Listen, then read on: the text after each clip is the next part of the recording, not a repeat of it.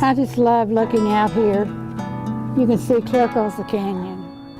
Well, we were the first ones here, and when we first moved here, there was only mesquite trees.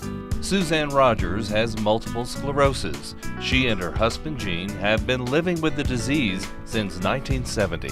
Basically, I'm like a paraplegic, and I have some tremors, but my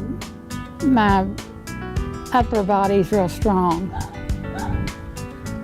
It's just that these don't work. And MS does not affect everyone the same way. Biggest thing is I fatigue real easy, but I just blow that off to the fact that I go to school and I work, so I pretend like that's why I'm fatigued.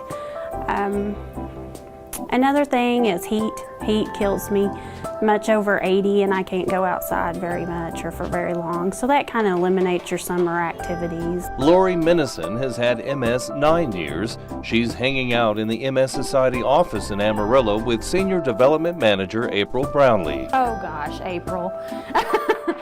She was one of my first walk. I remember this. It was so funny. She was buzzing around all over the walk, and it was the most organized chaos I had ever seen in my life. And that's just how it is, and that's how she is, and that's kind of how we are. Because our body's in chaos and we look organized on the outside. So you don't know how they really feel on the inside, that they probably experience a great deal of pain, that, you know, some days they're so fatigued they, you know, can't even get out of bed, that they have exacerbations from time to time, and they could just wake up blind one day. I mean, you really don't know what they're going through, because people often look so good, and that's simply because the medications are amazing. But the medications and the treatment are expensive. The medicine that I'm on, as scary as this is, I just learned it yesterday, is $5,000 a month. Which makes it important to know the costs, which means transparency is important.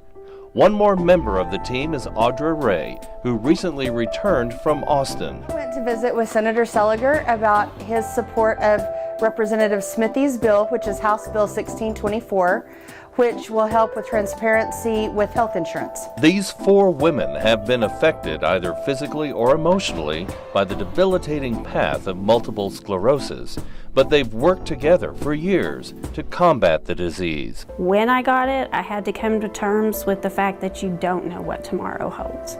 I can wake up tomorrow and I may not feel my legs or my hands. I may not see out of my eye again. And you just have to live each day, and you have to hope for the best, and you have to have a support team around you. Celebrating the Panhandle Spirit, Larry Lemmons, ABC 7 News.